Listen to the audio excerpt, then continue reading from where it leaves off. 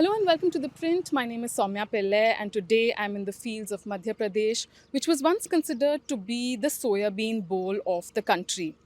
But in the recent years, the production of soybean has been consistently declining in the state. What has come as a bigger blow for the farmers of Madhya Pradesh is the US India trade deal, which hinted in February of India's intention to wanting to import soya bean into India. Stay tuned in this feature as we find out the reasons behind the low production of soya bean in the state. Is it because of the lack of focus of the government in this particular field? We'll find out more. Farmers in MP are worried. After the big soybean boom of the 1970s, soybean was supposed to have pulled farmers from poverty. But the lack of government support has resulted in low productivity of the crop in the recent years. Erratic weather and bouts of crop infections in the last 2 years have also worsened the situation. इस गांव में मतलब करीबन करीबन 100% किसान सब soybean की ही खेती करते हैं। 15 जून के बाद बुआई होती है मैडम, और करीब 90 दिन में कट जाती है। 90 दिन में कटना चालू हो जाती है। 90 दिन के बाद में कटना चालू हो जाती है। वैरायटी बता दो। वैरायटी 95-60 90 दिन में कटती है। 95-60 जो वैरायटी है वो 90 दिन में कटती है, और जीएस वगैरह जो लंबी वैरायटी है वो 100 से 105 दिन में कटती है। पानी की तो इसमें लिमिटेड ही जरूरत पड़ती है, पर अगर तेज पानी गिरता है तो हमारे यहाँ तो 7-8 साल से फसल पानी की वजह से खराब हो रही है। पिछले 7-8 साल से पानी पीछे गिरता है। जब हमारी सोयाबीन पक के तैयार होती है तब जाके पानी गिरता है, तो 7-8 साल से खराब ही हो रही है बीच में। जी। और सरकार तरफ से कोई उसमें ये भी नहीं दिया जा रहा मुआवजा वगैरह भी। 7-8 साल से तो खराब ही हो रही है। बारिश जैसे ही अपन कटाई चालू करते हैं तो कटाई के जस्ट बाद में बारिश चालू हो जाती है, तो वो कम से कम 15 रोज या 20 रोज की लगातार चलती है। उस बीच में जो भी सोयाबीन खेत में रहती है सब सड़ती है। बहुत ज़्यादा नुकसान हुआ है। कम से कम 70% नुकसान होता है मैम हर साल सभी किसानों का। बारिश पीछे बारिश हो रही, बीच में बारिश नहीं हो रही मैम, पीछे बारिश हो रही। जब सोयाबीन आती है तब जाके बारिश आती है। ये उधर अक्टूबर नवंबर में बारिश होती है। अक्टूबर और नवंबर नहीं, सितंबर अक्टूबर में होती है। सितंबर और अक्टूबर में बारिश होती है जब जरूरत रहती नहीं है सोयाबीन को। और उसी वजह से जो अपनी रबी की जो फसल आती है उसमें दिक्कत आती है, क्योंकि फिर वो भी नहीं कर पाते हैं। इसमें भी दिक्कत आती है। फिर इधर अपना जो फरवरी और जनवरी फरवरी में पानी टूट जाता है, तो वो फसल भी इसकी वजह से खराब होती है। अगर बारिश ज़्यादा गिरती है ना बीच में तो खेती नहीं कर पाता। वगैरह की फसल लेट होती है, वगैरह की हम लेट हो जाते हैं उसमें लेट होते हैं, तो वो पिछली फसल भी खराब होती है। इसकी दिक्कत हुई बीच में, इसकी वजह से बहुत ज़्यादा नुकसान है मैम। एक्सपोर्ट तो हम 1% भी नहीं कर सकते, नहीं तो किसान मर जाएगा। इन्होंने नाम रखा था कि अपन एक्सपोर्ट करें, उसमें ही 1000 की मद्दी आ गई थी मैम, और किसानों को माल निकल चुका। अब तेजी आई तो अब कोई उसका अब माल नहीं है। तो जैसे इन्होंने डील तय की ना, उसी रोज 1000 रुपये की मद्दी आई सोयाबीन। किसानों को संभलने का मौका था। बीच में जैसे इन्होंने ट्रेड डील का नाम लिया, हुआ नहीं, नाम ही लिया, नाम लेने से ही 1000 रुपये का माइनस गया है। तो ये जो आप 1000 का कह रहे हैं वो मंडी की सभी मंडी व्यापारी वगैरह सभी ने कम कर दिया। समथिंग 5000 5500 के समथिंग चल रहा था। किसान को वैसे चाहिए मैडम 6000 रुपये से नीचे सोयाबीन नहीं बिकनी चाहिए, तो 5000 5500 तक गई थी। और जैसे ही ट्रेड डील का सुना तो वापस ये 47-45 पे आ गई, तो 1000 रुपये माइनस गए अपने, 4500 तक वापस रिटर्न हो गई। और वैसे भी हमारी इस साल सरकार ने मदद करी है, मतलब जैसे कि 5300 में कोशिश करी सरकार ने खरीदने की, पर बीच में कोशिश भी करी। खराब माल था ना पानी की वजह से, नहीं लिया तो अच्छा उसकी वजह से नुकसान हुआ। उसके बाद में जो किसान का बीज बिका मंडी के अंदर सोयाबीन जैसे 4000 का बिका, मंडी में 4000 का बिका, और उससे कम के भाव जो रेट निकाला था सरकार ने 5000 का, उसमें मतलब सोयाबीन में उसने बोनस दिया शासन ने। While the farmers fear their future, experts saw this fate coming. The ancillary industries of soybean have been looking forward to imports from the US. Dairy and poultry farmers say that Indian feed made from soybean is more expensive and is no match to the quality of the American feed. Actually, soybean production in India started in the mid 70s. In 79, the SOPA was formed by 6 enterprising soybean processors. The area was only 30,000 hectares and the productivity was only 400 kilos per hectare at that time. That is where the story started, and then slowly it was found that Madhya Pradesh Kharif, where fallow lands were all there, soybean was a good crop to take, and the farmers took to it in a very big way. So the area kept increasing at a very fast rate, and then when the area increased, of course, the production of soybean also increased, and then the plants numbers also increased. Productivity enhancement program was taken up by SOPA in 1985-84 in a big way, and the productivity was doubled at that time from 400 some odd kilos to 800 some odd kilos. Of course, plants kept coming up. The farmers kept joining the soybean thing.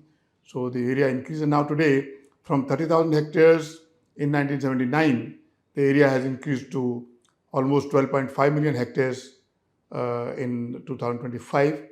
And it continues to keep growing, mostly in Maharashtra, Madhya Pradesh, Rajasthan, now other states, Telangana, Karnataka, Gujarat has now taken up soybean production.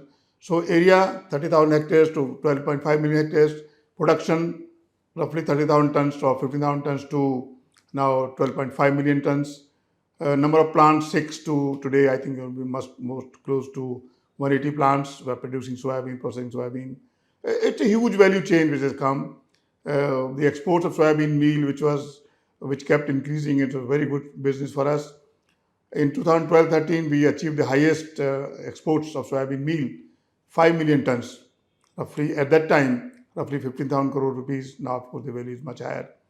Later on, of course, things started becoming a little problematic because the import industry opened up in the early 90s, and then more imports, less emphasis on our own self-sufficiency, and that is a story which continues from there till then now. If we had perhaps done something on policy matters and at that time thought of that we have to be self-sufficient in edible oils and invested in increasing oilseed productivity and production, then we would not be importing. Now today, we import roughly 2 lakh crore worth of oil, which is a huge thing. In a country like India, to be dependent on foreign countries for something which is essential is not good, either politically or for even our security. So that's the story of soybean industry in so far.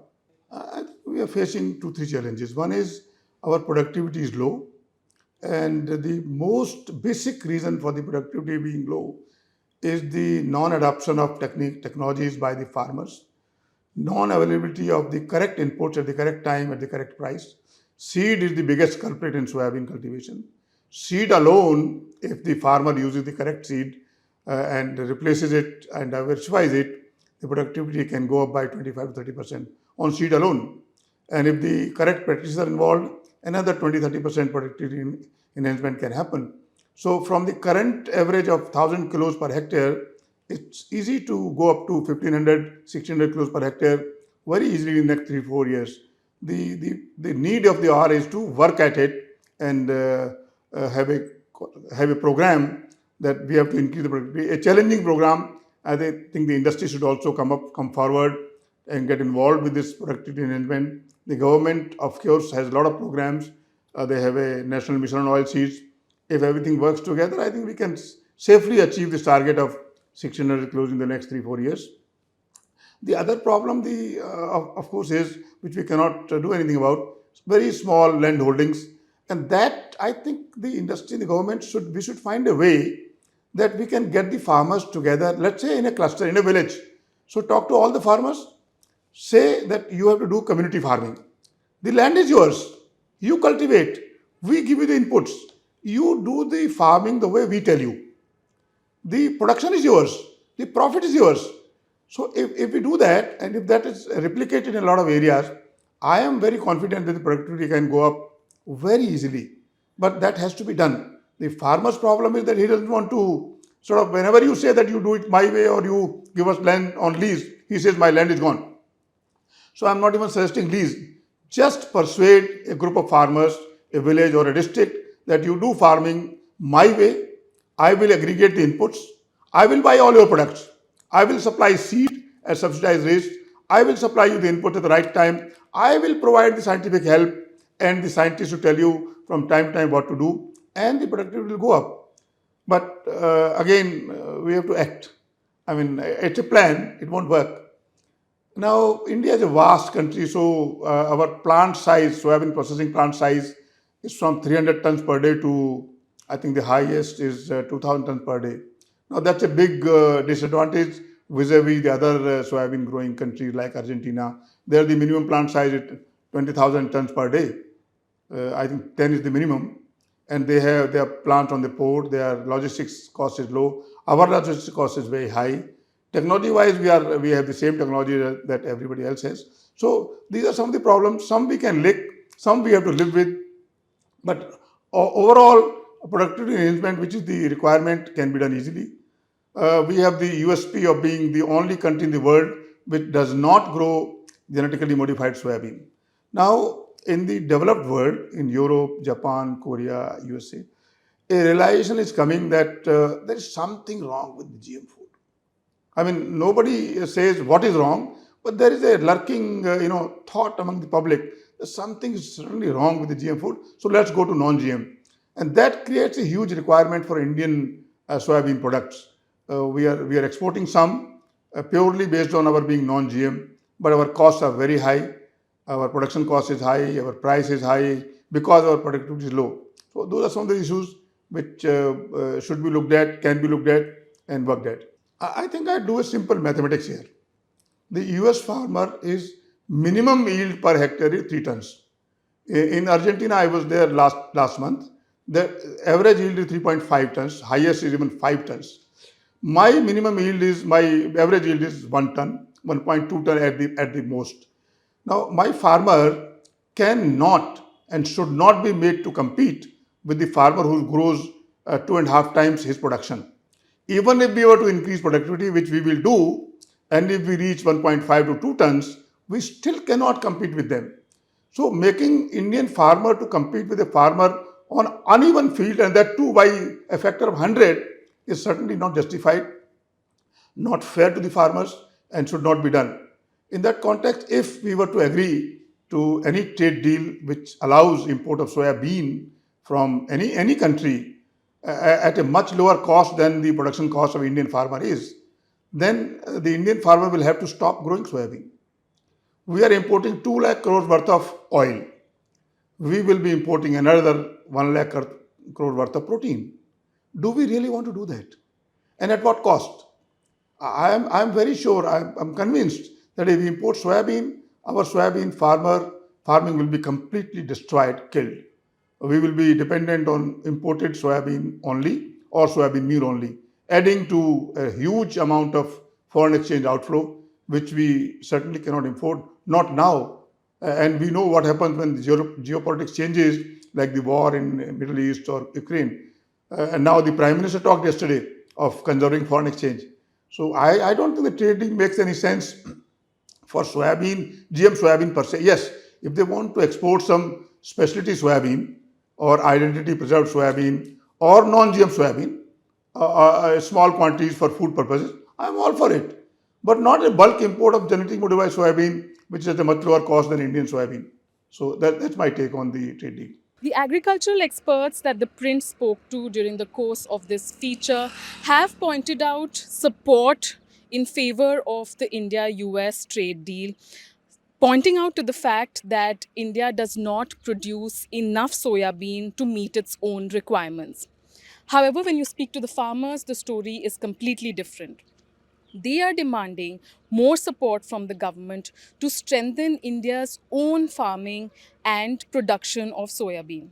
They are saying that if India starts importing soya bean from the US, it will be like competing with the Ferrari, and India's own farming business is going to be completely dead. I'm Soumya Pillai with ThePrint, bringing to you this feature.